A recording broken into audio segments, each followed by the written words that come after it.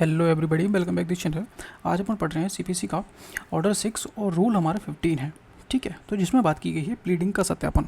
मतलब प्लीडिंग जितने भी आप करोगे, प्लेंट या रिटर्न कोर्ट में फाइल करोगे, उसको तो उसका एक वेरिफिकेशन होगा। मतलब कि जो पार्टी उसको पेश कर रही है उसमें जो प्लीडिंग या रिटर्न स्टेटमेंट जो भी आपका कंटेंट है वो आपको वेरीफाई करना होगा कि आपने जो फैक्ट लिखे हैं उसके अंदर वो आप उसको वेरीफाई करोगे कि हाँ वो हमारे द्वारा जो भी जानकारी उसमें दी गई है वो सत्य है। ठीक है, और कौन कौन सा पैराग्राफ आपके द्वारा सही लिखा गया है या और कौन सा पैराग्राफ ऐसा है जो किसी और के कहने पे आपने उसमें डाला है और उसको आप सत्य मानते हो नहीं मानते हो, वो भी आपको लिखना पड़ेगा। और जो वेरिफिकेशन होगा उसमें आपको जो प्लेंट होगा, रिटर्न स्टेटमेंट होगा, उसको आपको साइन भी करना होगा, उसमें सिग्नेचर भी करने होंगे, डेट भी लिखनी होगी। ठीक है, किस जगह से उसको बनाया गया था उस जगह का नाम भी सबको आपको लिखना पड़ेगा और एक एफिडेविट के साथ उसको पेश करना पड़ेगा। तो ये सब इसमें आज हम रूल 15 में पढ़ने वाले हैं। तो चलिए शुरू करते हैं। रूल 15 हमारा बात करता है प्लीडिंग का सत्यापन यानी कि वेरिफिकेशन। सब रूल 1 हमारा कहता है कि हर प्लीडिंग यानी कि प्लेंट और रिटर्न स्टेटमेंट के अंत में वेरीफाई करना जरूरी है। यह वेरिफिकेशन पार्टी खुद कर सकती है या फिर पार्टियों में से कोई एक व्यक्ति, जैसे पार्टीज़ में 5 लोग हैं, एक प्लेंटिफ की ओर से या फिर डिफेंडेंट की ओर से 5 हैं, 6 हैं, ऐसे मान लेते हैं।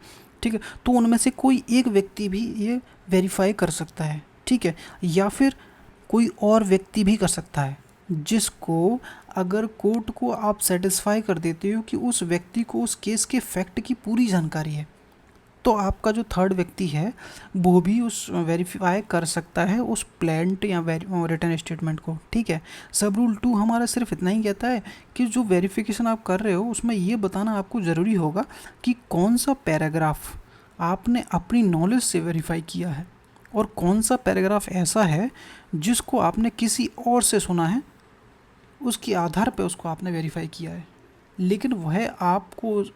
लेकिन वह मानना कि ये सच है, ये आप मानते हो कि जो भी फैक्ट हैं वो सच हैं, भले ही आपने किसी और से सुने, वो भी आपको वेरीफाई करना पड़ेगा, लिखोगे सब। सब रूल 3 हमारा कहता है कि साइन करना ज़रूरी होगा जब भी आप कोई भी प्लेंट या रिटर्न को वेरीफाई करोगे। तो ठीक है, उसमें साइन आपके होंगे और आपको उसमें डेट लिखनी पड़ेगी, किस तारीख को आपने ये साइन वगैरह किया था, और प्लेस का नाम भी लिखना पड़ेगा, कहाँ से किया था। सब रूल 4 हमारा सिर्फ इतना कहता है कि एफिडेविट भी देना होगा भैया।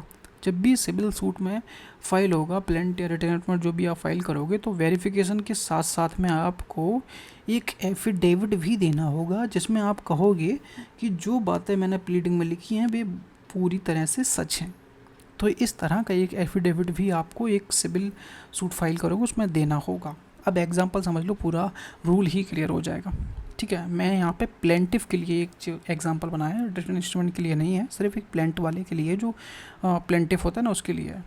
मैं रमेश इस प्लेंट को वेरीफाई करता हूँ कि पैराग्राफ 1 से लेकर 4 तक मेरी अपनी नॉलेज के द्वारा लिखा गया है। ठीक है, इस तरह से लिखोगे और फिर लिखोगे कि पैराग्राफ 5 में मैंने अकाउंटेंट से सुना है, अकाउंटेंट होगा उसका, उससे सुना है और मुझे विश्वास है कि वह सच है। ठीक है, और रमेश अपने साइन कर देगा, डेट डाल देगा, किस जगह पर हुआ था वो जगह डाल देगा।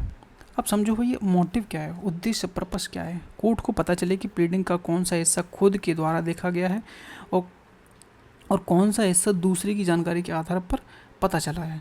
ठीक है, प्लीडिंग की ऑथेंटिसिटी, सत्यता को साबित करना आपको इस वेरिफिकेशन के द्वारा। थर्ड हमारा पॉइंट है कि झूठे आरोपों को रोकना।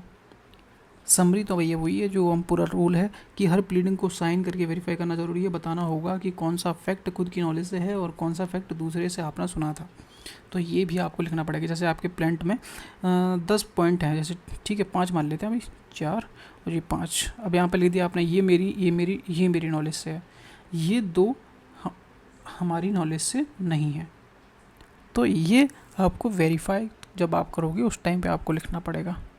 तो समझ में आ गया होगा, कुछ है नहीं है वैसे इसमें, सिंपल सा था। वेरिफिकेशन अपन को करना है, सीधी सीधी बात है, वेरीफाई करना है। जब भी आप कुछ लिखोगे उसमें तो कौन सा लाइन आपने लिखा है आपकी नॉलेज से है, कौन सा लाइन किसी और के आधार पे है, लेकिन आप उसको सत्य मानते हो नहीं मानते हो, तो वो भी आपको लिखना पड़ेगा।